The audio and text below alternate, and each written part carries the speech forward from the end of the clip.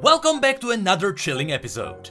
Well, last time people didn't think it was scary at all, so this time I decided to raise the bar. I'm not very good at it. Last time we had a look at 5 insane characters you can find in the world of League of Legends. And to keep going with the dark theme, today we will have a look at 7 of the darkest characters in League of Legends. By this I mean characters that are simply heartless. Those aren't people that wouldn't have a heart, that list would be quite easy to make. But rather characters that are stone cold and without a sense of morale, like campers on Black Friday. One thing that I'll try to avoid are crazy and just generically evil characters. For example, last time we talked about Aatrox and how his mind was twisted over the time in his isolation. Obviously, after many years of being stuck in mind-consuming abyss, he wouldn't really care about who he kills or why he kills them. On a similar note, Elise was a really dark character, but she was actually a good wife when she was a human. So instead, we'll focus more on normal human beings. That way it is easier to relate to them. Or not, since they are miserable human beings. So without further ado, let's get started. Because this time around we are looking at 7 characters instead of 5, the lore descriptions will be a little bit shorter. Well, not really, but I'll try. So starting with our first dark character, we'll have to get into the depths of Zone. Wait, no, we actually have to visit Noxus first.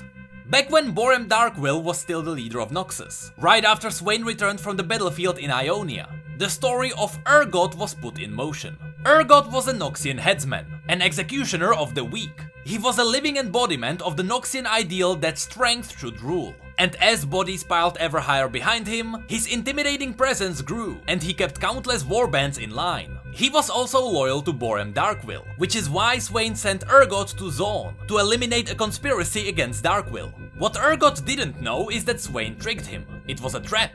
Urgot was removed from Noxus so Swain could start a new leadership and destroy the Noxian throne.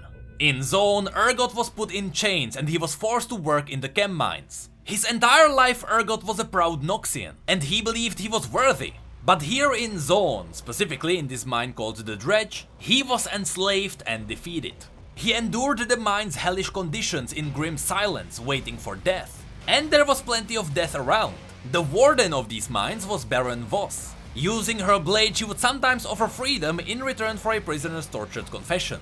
And from those tortured screams, Urgot learned that there was something special about Zone. And he learned what that special thing was when he was brought before Voss. He feared that she would break him. But when Voss started cutting into Urgot's flesh, Urgot realized that his body was already wrecked with agony far beyond anything Voss could inflict. The Dredge had made him stronger than he had ever been as a headsman.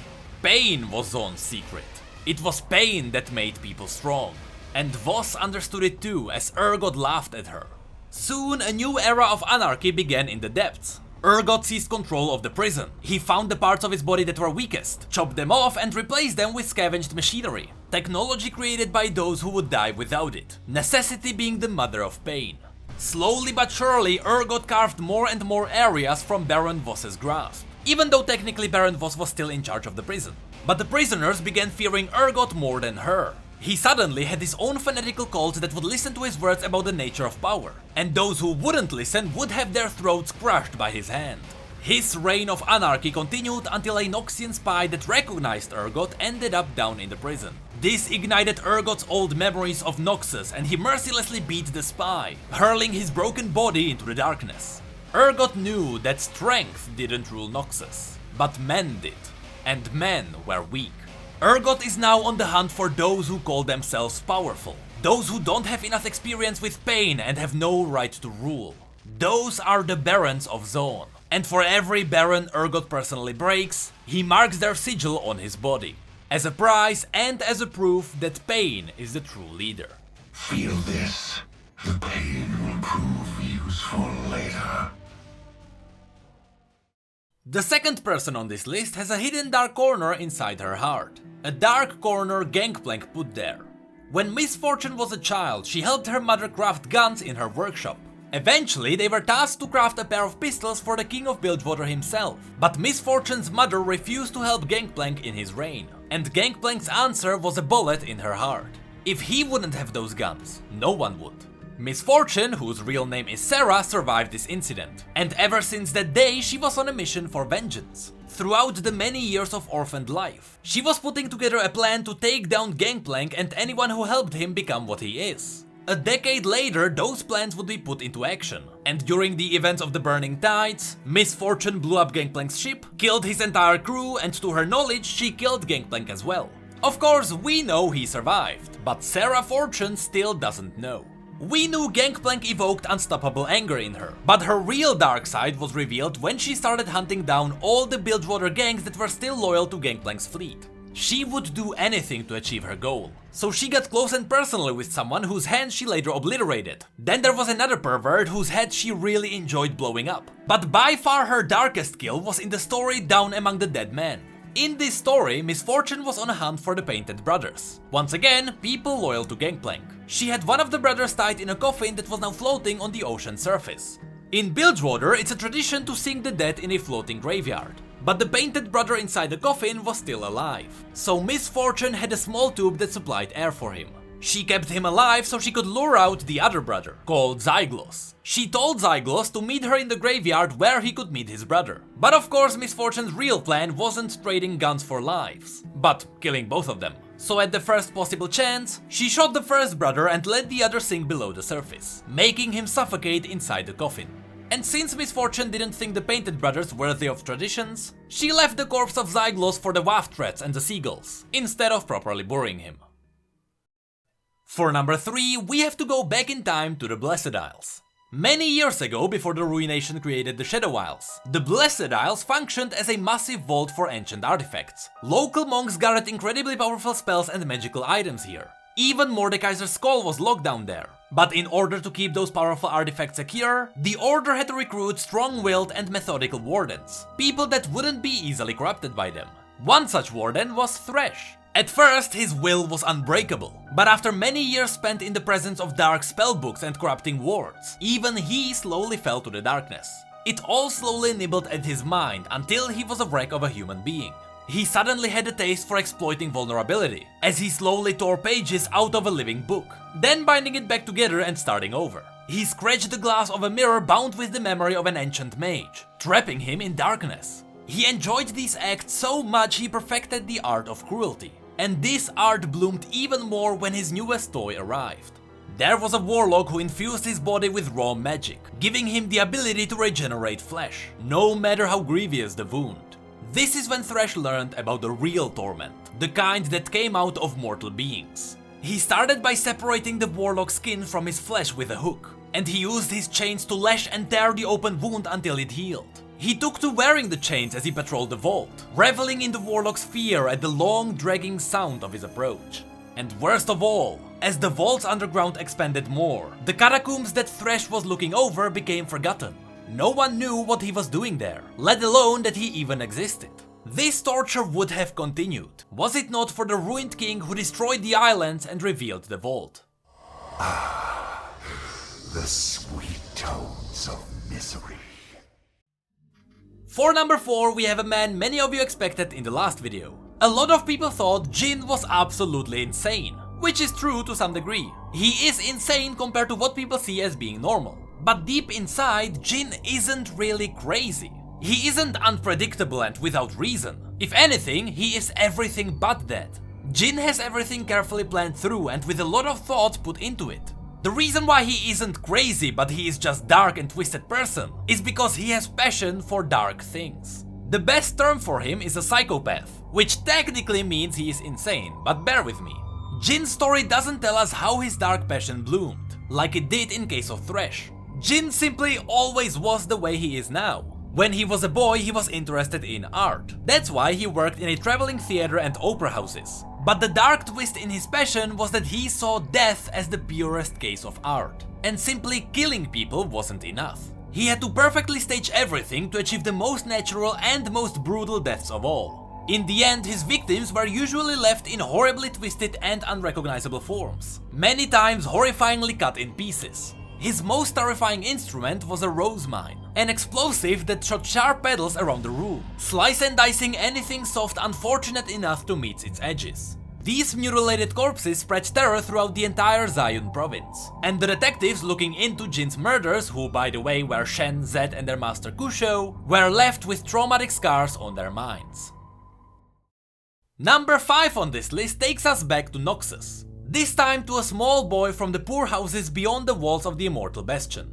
His mother died shortly after his birth, and his father raised young Karthus and his 3 sisters alone. All of them shared a rotting, rat-infested house in the slums with scores of other families. Their daily diet was nothing but rainwater and vermin, which means that people died very often here, no matter how old they were. Every morning, someone woke up to find the person next to them cold and lifeless. Over time, Karthus learned to love these laments, and he would watch, fascinated, as the tallyman of kindred bore the bodies from the almshouse. This twisted fetish led Karthus into sneaking close to those who were sure to die at any second, just so he could witness the moment their soul passed from life to death. And later, when his own sisters got sick, he carefully watched over them as the sickness consumed them, and he watched each one of them as they all died. When the tallyman came to collect their bodies, Karthus followed them into their temple, and in hopes of learning more about death, he became a member of their order. Years of service gave him a high rank, and Karthus worked inside the temple itself. He took care of the dying while he talked to them and sang to them about death to calm them down. His songs of death became known throughout Noxus, as he traveled with his cart around the city and collected the dead every day. But eventually he realized that he couldn't learn more from the living, and instead he was looking into ways to commune with the dead. This research led him into discovering the Shadow Isles, where, as the first mortal in Runeterra's history, Karthus traveled willingly. For number 6, we have to travel all the way to Demacia. Demacia is a city founded on protecting people against magic and dark powers. So you might be wondering, how come Demacia has dark stories then? Well, good and evil are relative terms. Too much of good may eventually become worse than evil. And Demacia does have a couple of characters that have zero tolerance towards magic in any shape or form. Vayne is probably by far the worst. Vayne is a monster hunter with traumatic past. When she was a child, she witnessed Evelyn violently murdering her parents. And if you know anything about Evelyn, you know how horrifying that must have been. This left Vayne with a massive dark scar at the back of her mind. After this incident, when she was younger, she wanted to perfect the art of monster hunting. So she traveled north to the edges of Freljord, where magical beasts and trolls plague the mountains. There she met a woman called Frey. Frey was also a huntress, especially skilled in taking down the minions of the Ice Witch. She became Vayne's teacher and passed over her knowledge. Frey realized that if she and Vayne worked together, they could save twice as many people from dark magic. So Frey accompanied Vayne on her journey back to Demacia, where the two of them became close friends. Now back in her homeland, Vayne learned that the Horned Demon, which we know as Evelyn, set up a cult of followers in the mountains. So naturally, that was their next target. But when they climbed up the mountains, they were ambushed by Evelyn's acolytes and they were left defenseless. That's when Frey transformed into a wolf and tore the acolytes to pieces, revealing that Frey herself was afflicted by magic. Frey then explained that when the Ice Witch attacked her family, she was forced into wielding dark powers in order to protect her children. But she didn't finish her story, because Vayne already fired an arrow straight into her heart, creating one of the coldest and darkest story twists in League's history, and revealing that in reality, Vayne is as much of a monster as the creatures she hunts. And for number 7 on this list, we have to get back to Zone. This time into the alchemical laboratory of Singed. If there is a dark person who really doesn't have a sense of morale, it is Singed. Singed is over a century-old alchemist that mixes and tests his own chemicals on his own body, granting him a prolonged life and increased strength. But his real dark side was revealed in his personal notes that described how he created Vorik. His goal was to create a chimeric predator by provoking transmutation inside a cutthroat man he found on the streets. At first, Singed drilled through Vorik's bones for several minutes, so he could attach an alchemical chamber to his shoulder. All of it was done while Vorik was fully awake, and the notes describe how much he was wailing. Then Singed had to attach the pump hose to Vorik's veins, after which Vorik screamed for 6 hours. The next day, Singed tested the alchemical pump, and primed the transmutative formula into Vorik's body. The formula reshaped Vorik's bones, and with the sound of snapping and tearing, Vorik's skeleton grew inside his living body, and to such a degree that a bone shard ripped through his wrist. This caused him so much pain that Vorik ripped his own hand off. The next day, Singed found out that a new limb was already growing where the previous hand was torn off. So naturally, Singed designed him a new hand, one with extending claws, which Vorik used to break free and claw at Singed's face at the first chance he got. After this rampage, Vorik's body gave up and it seemed that subject number 1088 was finally dead. So CZECH threw him into a dumpster, only to find out the next morning that the body is missing and his laboratory is in ruins. Hey, did you know that we have social media and Twitch where we talk about other League facts and stories? And did you know that we have neat mugs and shirts too? The links to all of that will be below. And as always, thank you, come again.